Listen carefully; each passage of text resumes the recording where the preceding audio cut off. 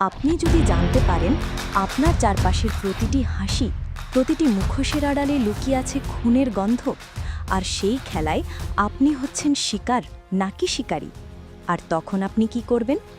আমরা আজকে কথা বলবো ওয়েডনেসডে সিজন 2 নিয়ে, একটি গল্প যেখানে রহস্য, সাসপেন্স আর গথিক ম্যাজিক মিলেমিশে তৈরি করেছে এক স্পাইন চিলিং দুনিয়া।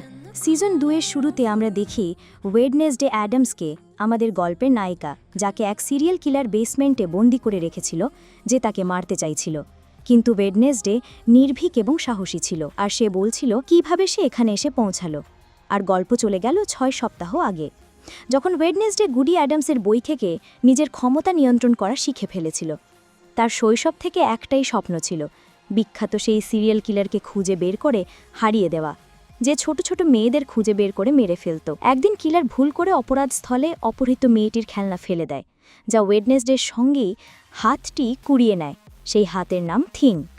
তখন ওয়েডনেসডে নিজের ক্ষমতা ব্যবহার করে খেলনাটি থেকে ভিশন দেখে, মানে সে দৃশ্য দেখতে পায়, আর অবশেষে কিলারের অবস্থান জেনে যায়। তারপর ওয়েডনেসডে সেই শহরে যেতে এয়ারপোর্টে পৌঁছায়। এয়ারপোর্টে তাকে থামানো হয়। তখন ওয়েডনেসডে পুলিশকে নিজের সব অস্ত্র দেখিয়ে দেয়। অফিসাররা বেশ চমকে যায়। পরে তারা থিংকেও দেখে ফেলে। তখন ওয়েডনেসডে বলে যে এটা আসলে একটা পুতুলের হাত, যা শুধু মেকআপে ব্যবহৃত হয়। অফিসাররা সব জিনিস নিজেদের কাছে রেখে দেয়। এতে রেগে গিয়ে ওয়েডনেসডে থিংকে নিয়ে চলে যায়। পরে ওয়েডনেসডে কিলারকে তার বাড়িতে খুঁজে পায় এবং তাকে শক দিতে যাচ্ছিল, কিন্তু কিলার তাকে ধরে ফেলে। ওয়েডনেসডের তখন ভিশন দেখা শুরু হয় এবং তার চোখ থেকে কালো অশ্রু ঝরতে থাকে, যার ধরে সে অজ্ঞান হয়ে যায়। তখন কিলার তাকে বেঁধে ফেলে। কিছুক্ষণ পরে ওয়েডনেসডের জ্ঞান ফিরলে দেখে সে বেসমেন্টে বন্দী। ঠিক তখন কিলার ছুরি হাতে এসে বলে, আমি তোমার জন্য এক পুতুল বানিয়েছি যা ঠিক তোমার মতো। কিলার সবাইকে মারার আগে তাদের মতো দেখতে পুতুল বানিয়ে রাখত। তখন ওয়েডনেসডে বলে, আমার হাতও কিন্তু বেশ অসাধারণ। আর ঠিক তখনই লুকিয়ে থাকা থিং কিলারের উপর ঝাঁপিয়ে পড়ে এবং তাকে মারতে শুরু করে। সুযোগ বুঝে ওয়েডনেসডে মুক্ত হয়ে যায়। কিলার দেখে যে ওয়েডনেসডের কালো অশ্রু আসলে তার ভিশন দেখার কারণে। ওয়েডনেসডে কিলারটা বলে এই ব্যাপারে কাউকে কিছু বলবে না। এরপর ওয়েডনেসডে মেয়েদের পক্ষ থেকে কিলারের বিরুদ্ধে প্রতিশোধ নেয়। কয়েকদিন পরে আমরা দেখি কিলারের ধরা পড়ার পোস্টার শহরে লাগানো হয়েছে। ওয়েডনেসডে গুডির বইতে কালো অস্ত্র নিয়ে কিছুই খুঁজে পায়নি। তার সৎ মা মর্টিশিয়া ওয়েডনেসডেকে বলে, চলো আমাদের স্কুলে ফিরে যেতে হবে। তারা সেখান থেকে রওনা হয়। এদিকে ওয়েডনেসডের ভাই পাগ নিজের বিদ্যুৎ বের করার ক্ষমতা শিখে নিয়েছে, যার ব্যবহার করে সে রাস্তায় অনেকগুলো দুর্ঘটনা ঘটিয়ে ফেলে। অন্যদিকে জঙ্গলে একজন মানুষ তার বন্ধুর সাথে ছিল। তখন এক প্রাইভেট গোয়েন্দা লুকিয়ে তাদের ছবি তুলছিল। হঠাৎ সে লক্ষ্য করে অনেক কাক এসে তাকে আক্রমণ করছে। সে তাড়াতাড়ি গাড়িতে গিয়ে বসে এবং এক সঙ্গীকে ভয়েস মেসেজ করে, কিন্তু তখনই দেখে গাড়ির ভেতরেও অনেক কাক ঢুকে পড়েছে। সবাই মিলে সেই গোয়েন্দাকে আক্রমণ করে মেরে ফেলে। অ্যাডামস পরিবার আবার নেভারমোর স্কুলে ফিরে আসে। ওয়েডনেসডে এখন স্কুলের অন্ধকার পরিবেশ পছন্দ করতে শুরু করেছে এবং জানে কোথায় কোথায় লাশ লুকিয়ে আছে। মর্টিশিয়া তাকে বলে পাগের খেয়াল রাখতে। ওয়েডনেসডে বলে, আমি তো সব সময় রাখি। আমরা ভিশনের মাধ্যমে দেখি কিভাবে ওয়েডনেসডে অদ্ভুত উপায়ে তার ভাইয়ের যত্ন নিচ্ছে। ওয়েডনেসডে পাককে সবকিছু জানিয়ে দেয় এবং বলে, যদি কাউকে মারতে হয় আমার সাহায্য নিও। বলে তারা দুজন এগিয়ে যায়। তখন ওয়েডনেসডের দেখা হয় একদল মেয়েদের সাথে, যারা সবাই ওয়েডনেসডের ভক্ত। এর মধ্যে লাল চুলওয়ালি মেয়েটি সবচেয়ে বেশি পাগল ছিল তার জন্য, আর তাকে মনে রাখতে হবে। কিন্তু হঠাৎ এক সাইরেন মেয়ে এসে সবাইকে তাড়িয়ে দেয়। সে ওয়েডনেসডের প্রশংসা করে, কারণ আগেরবার ওয়েডনেসডে স্কুলকে বাঁচিয়েছিল এবং এখন সে এখানকার নায়িকা হয়ে গেছে। এই সময় ওয়েডনেসডের দেখা হয় স্কুলের নতুন প্রিন্সিপালের সাথে। তিনি ওয়েডনেসডেকে সম্মান দিতে চান, তাই সন্ধ্যার বিশেষ পার্টিতে আসার নিমন্ত্রণ দেন। কিন্তু সে না বলে চলে যায় এবং সোজা নিজের ঘরে আসে। সেখানে অনেক মানুষ দেখে। তখন তার বন্ধু অ্যানি বলে, আমি ওয়্যারওলফ, মানে অর্ধেক মানুষ অর্ধেক নেকড়ে, আর এরা সবাই আমার সঙ্গী। এরপর অ্যানি সবাইকে বেরিয়ে যেতে বলে, কারণ ওয়েডনেসডে আর সে আবার রুমমেট হতে যাচ্ছে। অ্যানি জানায়, আমি এক ছেলেকে ভালোবেসে ফেলেছি, পার্টিতে দেখা হয়েছিল, খুব ভালো লেগেছে। তারা দুজন একে অন্যকে উপহার দেয়, যা তাদের খুব পছন্দ হয়। ওয়েডনেসডে বলে, আমাকে আমার ডার্ক বইয়ের সিকুয়েল লিখতে হবে। সেই বইটি অ্যানিটকে পড়ে দেখতে দেয়, যা তার খুব ভালো লাগে। পরে অ্যানির ক্লাস এসে পড়ে। তখন অ্যানি ওয়েডনেসডেকে সরে যেতে বলে, কারণ এখন সে আরেকজনকে পছন্দ করছে, যে ওয়্যারওলফ। এখানেই তারা একটি ছবি খুঁজে পায় যেখানে কেউ ওয়েডনেসডের উপর নজর রাখছে। ওয়েডনেসডে ছবিটি ছুঁয়ে নিজের ক্ষমতা ব্যবহার করে ভিশন দেখে এবং জানতে পারে সে যখন থেকে স্কুলে এসেছে তখন থেকে একজন স্টকার তার পিছু নিচ্ছে। তার কালো অস্ত্র আবার বইতে শুরু করে, যা দেখে সে অবাক হয়ে যায়। ওদিকে মর্টিশিয়াও তার স্বামী পাগের ঘর দেখে এবং তার সঙ্গীর সাথে দেখা করে। সেই সঙ্গী বলে, আগে সে শুধু মাছ নিয়ন্ত্রণ করতে পারত, এখন অন্য প্রাণীকেও নিয়ন্ত্রণ করা শিখছে। পাগ বলে, আমি তো শুধু প্রাণী খেতে ভালোবাসি। কিছুক্ষণ পরে অ্যাডামস পরিবার প্রিন্সিপালের সাথে দেখা করে। প্রিন্সিপাল মর্টিশিয়াকে স্কুলের গ্যালা ফাংশনের কমিটির প্রধান হতে বলেন।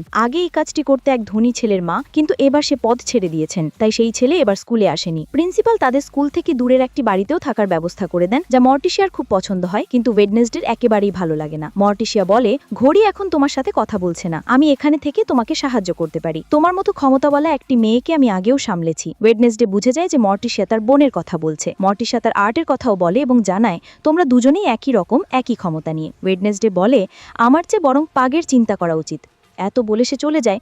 মর্টিশিয়া কষ্ট পায় এবং বুঝতে পারে ওয়েডনেসডে কিছু লুকাচ্ছে, আর তার সাথে কিছু খারাপ ঘটুক তা সে চায় না।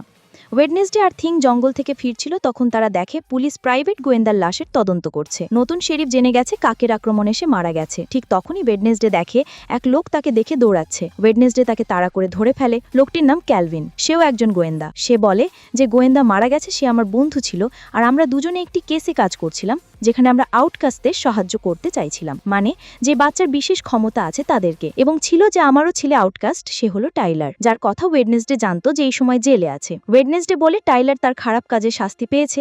তারপর ক্যালভিন ওয়েডনেসডের কাছে সাহায্য চায় যেন সে তার বন্ধুর মৃত্যুর রহস্য খুঁজে বের করতে সাহায্য করে, কারণ এখানে কোনো বড় গড়বড় চলছে। ওয়েডনেসডে জবাব দেয়, যদি আপনি আপনার ছেলের এত খেয়াল রাখতেন তাহলে আজ সে জেলে থাকতো না। ওয়েডনেসডে সেখান থেকে চলে যাচ্ছিল, তখন ক্যালভিন বলে, একমুখওয়ালা কাক অর্থাৎ রেভেন থেকে সাবধান থেকো। ওয়েডনেসডেও উপরে রেভেনকে দেখে ফেলে, তারপর সে সেখান থেকে চলে যায়। রাতে এনিডের রুমমেট নিজের বাড়িতে সব বাচ্চাদের গল্প শোনাচ্ছিল যে 200 বছর আগে এক বাচ্চা ছিল যে খুব বেশি রোগা হলেও তার মাথা দারুণ কাজ করত। তাই সে নিজের মাথা দিয়ে মেশিন বানিয়ে নিজেকে আরো ভালো করতে চেয়েছিল।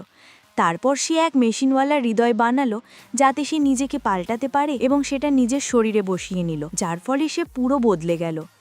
এরপর সে অনেক বড় বড় মেশিন বানাতে শুরু করে, কিন্তু ধীরে ধীরে সেই মেশিনগুলো বিপজ্জনক হয়ে ওঠে এবং একদিন এক বড় বিস্ফোরণে তার প্রাণ চলে যায়। বিস্ফোরণে তার লাশ টাওয়ার থেকে পড়ে যায় এক পুরনো খুলিওয়ালা গাছের নিচে। আজও সেখানে সেই মেশিনওয়ালা হৃদয়ের ধুকপুকানি হালকা শোনা যায় এবং আমাদের গ্রুপের সাহসী ছেলেরাই সেখানে গিয়ে সেই ধুকপুকানি শুনতে পারে। তো কার আছে সাহস ওখানে যাওয়ার? একথা শুনে পাক জোরে হেসে ওঠে, কারণ তার এই গল্পে বেশ মজা লেগেছিল। প্রিন্সিপাল সাইরেনের সাথে দেখা করে। মর্টিশিয়ার গালা ইভেন্টে সাহায্যের জন্য সে সাইরেনকে বেছে নেয়, কারণ সে খুব বুদ্ধিমান ছিল, কিন্তু সাইরেন পড়াশোনার জন্য রাজি হয়নি। তাই প্রিন্সিপাল বলে, আমাদের কাছে আগে সেই ধনী ছেলের মায়ের অনেক ফান্ড ছিল, কিন্তু এখন সেটা নেই, তাই ফান্ডও শেষ হয়ে গেছে। এই জন্য আমরা স্কলারশিপ পাওয়া বাচ্চাদের বের করে দিচ্ছি, যার মধ্যে তুমিও আছো। কিন্তু যদি তুমি তোমার ক্ষমতা আমাদের কাজে লাগাও তাহলে আমি তোমাকে এখানে রাখবো। তখন সাইরেন বুঝতে পারে প্রিন্সিপাল তার ক্ষমতার সুযোগ নিতে চাইছে। সে চিন্তিত হয়ে যায়, কারণ তাদের নাম আগেই খারাপ হয়ে আছে যে তারা জোর করে নিজের কথা মনিয়ে নেয় ক্ষমতা দিয়ে। এদিকে এনিডার থিং কথা বলছিল ওয়েডনেসডে নিয়ে, যে বিখ্যাত হওয়ার পর থেকে আমাদের ভুলে গেছে। এনির থিংয়ের জন্য একটা রুম বানিয়েছে যা থিংয়ের খুব পছন্দ হয়। রাতে ওয়েডনেসডে আবার গিটার বাজাচ্ছিল, যা শুনে মিউজিক টিচারে সে তাকে ভালো মিউজিক বাজানোর টিপস দেয়। সে ওয়েডনেসডেকে বলে, আমি তোমার স্কুলকে বাঁচানোর কথা শুনেছিলাম, তাই মুগ্ধ হয়ে তোমার সাথে দেখা করতে এসেছি। ওদিকে পার্টিতে প্রিন্সিপাল মর্টিশিয়াকে দেখায় কিভাবে স্কুলের বাচ্চারা কাঠ দিয়ে ফিনিক্স বানাচ্ছে, মানে এক পাখি। সঙ্গে গালা ইভেন্টের জন্য মর্টিশিয়াকে রাজি করানোর চেষ্টা করে। মর্টিশিয়া বলে, আমি এখনো কনফিউজড, ভাবতে দাও কি করব। সাইরেনও মর্টিশিয়াকে সাহায্য করতে রাজি হয়ে যায়। এমন সময় ওয়েডনেসডে তার রুমে আসে। এনিড বলে, ধনী মেয়ে তোমার জন্য একটা চিঠি আর পেন্টিং পাঠিয়েছে। চিঠিতে লেখা ছিল, আমি ওয়েডনেসডেকে ফোন করেছিলাম কিন্তু সে উত্তর দেয়নি। ওয়েডনেসডে বলে, আমি ফোন পানিতে ফেলে দিয়েছিলাম। সে দেখে ধনী ছেলে ওয়েডনেসডের জন্য এমন একটি পেন্টিং পাঠিয়েছে যা তার ভিশনে দেখার রেভেনের মতো এবং কোনোভাবে ওয়েডনেসডের সাথে যুক্ত। এটা দেখে ওয়েডনেসডে অবাক হয়ে যায়। তখন সে আরেকটি চিঠি পায় যা স্টকারের ছিল। তাতে লেখা, তোমার উপন্যাস অসাধারণ। আর ওয়েডনেসডে চেক করে দেখে কেউ তার উপন্যাস চুরি করেছে এবং একটি নতুন ধাঁধাও দিয়েছে। ওয়েডনেসডে বুঝে যায় আমার উপন্যাস পার্টিতে ফিনিক্সের আগুনে পুড়িয়ে ফেলা হবে। তাই তারা পার্টিতে যায় আর ওয়েডনেসডে নিজের উপন্যাস খুঁজতে গাছের ভিতর দিয়ে যেতে থাকে। এদিকে বাইরে মিউজিক শুরু হয় যা সবাই উপভোগ করতে থাকে। তারপর প্রিন্সিপাল সবাইকে স্বাগত জানিয়ে বলে সে আউটকাস্টদের স্কুলকে উচ্চ স্থানে নিতে চায়। এরপর সে আগুনের গোলা ছুঁড়ে ফিনিক্সকে জ্বালিয়ে দেয়, যা দেখে বাচ্চারা খুব মজা পায়। এদিকে পাক স্কালট্রির কাছে যেতে চাইছিল। তখন ওয়েডনেসডেও নিজের উপন্যাস খুঁজে পায় আর সে সেখান থেকে বের হয়ে সবার মধ্যে দিয়ে প্রিন্সিপালের কাছে আসে। প্রিন্সিপাল ওয়েডনেসডেকে স্বাগত জানিয়ে তাকে সম্মান দেবার জন্য স্কুল বাঁচানো বাচ্চাদের একটি পেন্টিং দেখায়, যা তার খুব খারাপ লাগে কারণ তাতে সে হাসছে। ওয়েডনেসডে সবাইকে বলে, আমরা এখানে আসা প্রতিটি শত্রুকে শেষ করব। এটা শুনে সব স্টুডেন্ট খুশি হয়, কিন্তু ওয়েডনেসডে বলে, তোমরাও স্কুলের শত্রু, কারণ তোমাদের মতন অন্যের তোষামোদিপাড়ি লোকদের আমি পছন্দ করি না। আজ থেকে আমার কাছে এসো না, কারণ আমি কোনো নায়িকা নই, আর যেই আমার কাছে আসবে আমি তাকে মেরে ফেলবো।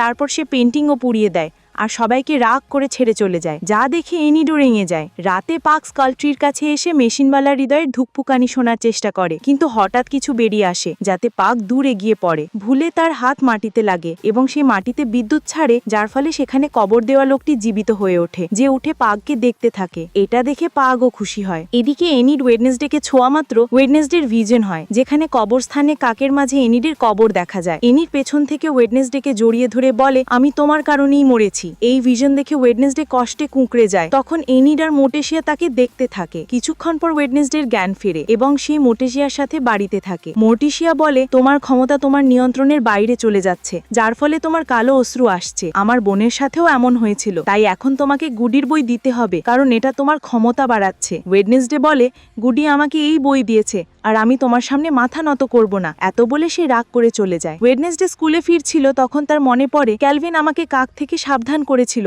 ধনী ছেলের পেন্টিংয়েও কাক ছিল আর এনিডের ভিশনেও কাক ছিল, তাই সে কেলভিনের সাথে কথা বলার সিদ্ধান্ত নেয়। তার বাড়িতে গিয়ে দেখে কাকেরা কেলভিনকেও মেরে ফেলেছে। তারপর ওয়েডনেসডে তার ক্ষমতা দিয়ে কেলভিনকে ছোঁয়ে ভিশন দেখার চেষ্টা করে, কিন্তু কিচ্ছু দেখতে পায় না। তখন শেরিফ ফাগিন এসে ওয়েডনেসডেকে ধরে নিয়ে যায় আর পুলিশ স্টেশনে জিজ্ঞাসাবাদ করে। ওয়েডনেসডে বলে, আমি কিছু জানি না, আর টাইলার হয়তো নিজের বাবা কেলভিনকে মেরেছে, কারণ সে তাকে ঘৃণা করত। শেরিফ বলে, এখানে বিশেষ নিরাপত্তার জেলে টাইলারকে রাখা আছে, সেইভাবে পালাতে পারবে না। ঠিক তখনই মোটেশিয়ার জনি এসে ওয়েডনেসডেকে উদ্ধার করে নিয়ে যায়। পরের দিন পাক নিজের সঙ্গীর বি হাউসে সেই জীবিত হওয়া লোকটিকে রাখে, যে এক জম্বি ছিল। তার মেশিনওয়ালার হৃদয়ের গল্প সত্যি ছিল। পাক তাকে নিয়ন্ত্রণ করার চেষ্টা করছিল। দুজনে রাজি হয়ে তাকে এখানে রাখে, তাকে খেতে দেয়, আর যখন সে অদ্ভুত আচরণ করে তখন তারা খুশি হয়। ওয়েডনেসডে নিজের ক্ষমতা ব্যবহার না করতে পারে বিরক্ত ছিল, আর থিংকে বলে, আমি এনিডকে ভিশনে মরতে দেখেছি, আর এটা যদি এনিড জানে তবে সে ভয় পাবে। পরে তারা রুমে এসে দেখে এনিডের লাশ পড়ে আছে। এটা দেখে ওয়েডনেসডে অবাক হয়ে যায়, কষ্টও পায়, কিন্তু মুহূর্তের মধ্যে জানা যায় এনিড প্র্যাঙ্ক ডের কারণে মজা করছিল। এটা দেখে ওয়েডনেসডে খুশি হয় যে এনিড বেঁচে আছে। ওয়েডনেসডে দেখে কেউ ক্যালভিনের চোখ এখানে রেখে গেছে, কিন্তু সে এখনো ভিশনে কিছুই দেখতে পাচ্ছিল না। হয়তো এটাও তার স্টকারের কাজ, যে কিলার। ওয়েডনেসডে এনিডকে ক্যালভিনের মৃত্যুর কথা বলে। এটা শুনে এনিড ভয় পেয়ে যায়, কারণ যেখানে ওয়েডনেসডে যায় সেখানেই লোক মারা যায়। তখন ওয়েডনেসডে তাকে অন্য রুমে যেতে বলে, কিন্তু এনিড বলে, আমার কাছে ওয়্যারউলফের ক্ষমতা আছে, আমাকে কিছু হবে না। ঠিক তখনই স্কুলের সব বাচ্চারা একে অপরকে প্র্যাঙ্ক করছিল। এনিডের রুমে এনিডকে অন্য এক ছেলের সঙ্গে দেখে খুবই দুঃখ পেল। ঠিক তখনই এখানে প্রিন্সিপাল এলেন প্রফেসরকে নিয়ে, যার শুধু মাথা ছিল, আর এইভাবে বাচ্চাদের প্র্যাঙ্ক করা তার একদমই ভালো লাগছিল না। তখন ওদের সঙ্গে দেখা করতে এলো ওয়েডনেসডে। প্রিন্সিপাল বললেন, তোমার পেন্টিং পুড়িয়ে দেওয়ায় সবাই খুব খুশি হয়েছিল, কারণ আউটকাস্টার নিয়ম ভাঙতে খুব ভালোবাসে। ওয়েডনেসডে জিজ্ঞাসা করলো, আমাদের কি কোনো স্টুডেন্ট আছে যে বার্ডস কন্ট্রোল করতে পারে? তখন প্রফেসর বলল, এখানে বহু বছর ধরে এমন কোনো স্টুডেন্ট আসেনি যে বার্ডস কন্ট্রোল করতে পারে। ওদিকে যে জম্বিটাকে ওরা শিকল দিয়ে বেঁধে রেখেছিল, সে শিকল ভেঙে নিজেকে মুক্ত করে ফেলেছে। থিংয়ের কাছে মোটেশিয়া ঘোড়ার বই চাইলো, কিন্তু থিং দিতে রাজি হলো না, কারণ ওরা তাকে চাকরের মতন ট্রিট করত। মোটেশিয়া বলল, তুমি ফ্যামিলির অংশ। তখন থিং তাকে মনে করিয়ে দিল, তোমরা বারবার আমাকে কাজ করতে অর্ডার দাও, আমি তোমাদের কোনো চাকর নই। এই বলে থিং রেঙে নিজের রুমে চলে গেল। ওয়েডনেসডে যখন ড্রাইভিং শিখতে গেল, গাড়ি দ্রুত চালিয়ে সে আউটকাস্টের জেলে পৌঁছে গেল। ওয়েডনেসডে ভেতরে গিয়ে ম্যানেজার জোডির সাথে দেখা করলো। এখানে ওয়েডনেসডে টাইলারের সাথে দেখা করতে এসেছে। জোডি বলল, টাইলরকে এখানে একজন ডক্টর হ্যান্ডেল করে। ওয়েডনেসডে সেই ডক্টরের সাথে দেখা করলো, যিনি বললেন, আমি টাইলরের মাস্টারকে তার থেকে আলাদা রেখেছি, যাতে তাদের সম্পর্ক দুর্বল হয়। ওয়েডনেসডে তারপর টাইলরের সাথে দেখা করলো, আর ডক্টর ক্যামেরার মাধ্যমে তাদের দেখছিল। ওয়েডনেসডে বলল, তোমাকে তো ভ্যালিউজ খুব তাড়াতাড়ি হারিয়ে দিয়েছিল। টাইলার বলল, তোমার তো আমার ভিতরের জন্তুর প্রতি ভালোবাসা জন্মেছিল, আর তুমি একদমই স্মার্ট না। সে রেঙ্গে উঠতে লাগলো। তখন গার্ড শক দিয়ে টাইলারকে শান্ত করলো। তখন ওয়েডনেসডে বলল, তোমার বাবা আর তার বন্ধুকে কেউ মেরে ফেলেছে, এ ব্যাপারে কিছু জানো? টাইলার বলল, না, আর আমু জেল থেকে তো এটা করতে পারবো না, কিন্তু যেই হোক সে তোমাকেও কষ্ট দিয়ে মারবে, আর তখন মজা হবে। আর যদি কোনোদিন আমি মুক্ত হই, তাহলে প্রথমে এনিডকে মেরে ফেলবো, কারণ ওর জন্য আমি এখানে বন্দি। আমিও ওয়্যারউলফ, আর এই জায়গা বিপজ্জনক ওয়্যারউলফদের জন্য। ওয়েডনেসডে বলল, তুমি তো কাপুরুষ, তোমাকে এমন জেলে দেখে আমার ভালো লাগছে, আর তোমার ভেতরের হাইড মনস্টারকে তোমার মাস্টার এই জন্যই কন্ট্রোল করেছিল কারণ তুমি কোনো কাজের নও। এটা শুনে টাইলার রেগে হাইড হতে লাগলো, কিন্তু গার্ড বড়সড় শক দিয়ে তাকে শান্ত করলো। ওয়েডনেসডে তার বন্ধু আর থিংকে নিয়ে এক জায়গায় এলো, কারণ আজ থিংয়ের জন্মদিন ছিল। তখন কেউ থিংকে বন্দি করে আর তাদের দুজনকে অজ্ঞান করে অপহরণ করে নিল। এই সময় সাইরেন এসে প্রিন্সিপালের সঙ্গে দেখা করলো। তখন প্রিন্সিপাল বলল, তোমাকে এখন মোটিশিয়াকে গিয়ে বলতে হবে সে যেন তার মাকে বলে ফান্ড দেওয়ার জন্য আসতে, কারণ মোটিশিয়ার মা খুব ধনী মহিলা। তখন সাইরেনের কাছে এই কথা ভুল মনে হলো আর সে এই কাজ করতে অস্বীকার করলো। পাশাপাশি সে নিজের পাওয়ার দিয়ে প্রিন্সিপালকে অর্ডার দিল, আজ থেকে তুমি আমাকে কোনো হুকুম দেবে না। কিন্তু সাইরেনের ক্ষমতা প্রিন্সিপালের ওপর কাজ করলো না। সে বলল, আমার কাছে এমন কিছু আছে যার জন্য আমার ওপর সাইরেনের জাদু কাজ করে না, আর এখন তোমাকে যেভাবেই হোক মোটিশিয়ার উপর তোমার জাদু করতে হবে। ঠিক তখনই বাড়ি ফিরে এলো ওয়েডনেসডে। সে প্রথমেই থিংকে ছাড়ালো যে ইনিটের অপহরণের কথা জানালো। তখন ফোন বেজে উঠল আর ওয়েডনেসডেকে স্টকার 30 মিনিট সময় দিল যার মধ্যে ইনিট মারা যেতে পারে, সাথে একটি চিঠিও পাঠালো। তখন ওয়েডনেসডে সেটি পড়ে ক্লু বোঝার চেষ্টা করলো। ওদিকে ইনিট আর তার বন্ধু বাঁধা ছিল। তারা দেখলো উপরে অনেক তলোয়ার ও ছুরি রাখা আছে যা তাদের উপর পড়ে যেতে পারে। তখনই ওয়েডনেসডে এসে একটি ধাঁধা সমাধান করলো, আর যেমনই সঙ্গীত বাজতে শুরু করলো একটি গোপন পথ খুলে গেল। ওয়েডনেসডে সেই পথ দিয়ে এগোলো আর একটি মুখোশের ভেতরে স্টকারকে দেখলো যা খুব ভয়ঙ্কর ছিল। তারপর ওয়েডনেসডে একটি লিফটে করে ব্ল্যাক টাওয়ারের দিকে যেতে লাগলো। ঠিক তখনই সেখানে ওয়েডনেসডে এসে দুজনকে দেখলো। তারপর থিং ওদের মুক্ত করতে লাগলো, কিন্তু ফাঁদে পড়ে সে নিজেই বন্দী হয়ে গেল। নিচ থেকে মেশিন চালু হয়ে গেল যাতে ছুরিগুলো ইনিট আর তার বন্ধুর দিকে এগোতে লাগলো। তখন ওয়েডনেসডে নিচে নেমে মেশিনের ধাঁধাটি পড়ল। সেখানে অনেক বই ছিল আর কোন বইটি নেই সেটি খুঁজে বের করতে হবে। তখন ওয়েডনেসডে বুঝলো বইটি ইনভিজিবল, মানে আছে কিন্তু অদৃশ্য। ওয়েডনেসডে বইটির নাম লিখে দিল আর মেশিন থেমে গেল আর ওরা দুজন বেঁচে গেল। তারপর ওয়েডনেসডে উপরে গিয়ে থিংকে মুক্ত করল আর স্টকার সামনে এলো যে আর কেউ নয় বরং ওয়েডনেসডের সবচেয়ে বড় ফ্যান, সেই লাল চুলের মেয়ে যে আসলে ওয়েডনেসডের সঙ্গী ছিল এবং যার কাছে ইনভিজিবল হওয়ার ক্ষমতা ছিল। সে বলল ওয়েডনেসডেকে ইমপ্রেস করার জন্য সেই পুরো প্র্যাঙ্কটি করেছে যাতে প্রমাণ করতে পারে যে সেও ওয়েডনেসডের মতো বড় পাগল। ওয়েডনেসডে জিজ্ঞেস করল, তুমি কেলডেমকে কেন মেরেছ? সে বলল, আমি ওকে মারিনি, কিন্তু আমি তোমার পেছনে গিয়েছিলাম এবং কেলভিনের ফোন পেয়ে গেছি যা তুমি রাখতে পারো। সে বলল, আমিও তোমার সঙ্গে থেকে সাহায্য করতে চাই, যা ওয়েডনেসডে মেনে নিল। অন্যপক্ষে সাইরেন মোটিশিয়ার বাড়িতে গিয়ে তার উপর নিজের ক্ষমতা ব্যবহার করে তার মাকে গালা ফাংশনে ডোনেশন দিতে রাজি করিয়ে দেয়। তখন মোটিশিয়া রাজি হয়, কিন্তু সাইরেনের কাছে এই বিষয়টি একদমই ভালো লাগেনি। ওয়েডনেসডে আর থিং দেখল ঘোড়ার বইটি নেই। তখন থিং জানালো এটা মোটিশিয়া নিয়ে গেছে। ড্রাইভিং টিচার যখন বাড়ি ফিরছিল তখন পাগের জম্বি যে মুক্ত হয়ে গেছিল সে আক্রমণ করে তাকে খেয়ে ফেলল। এবং এখানেই সিজন 2 এপিসোড 2ও শেষ হয়। পরের পার্টগুলো চ্যানেলে দেওয়া আছে, অবশ্যই তা দেখে আসবেন। আপনি কি তৈরি পরবর্তী এপিসোডের জন্য? ভালো লাগলে অবশ্যই লাইক ও সাবস্ক্রাইব করে যাবেন।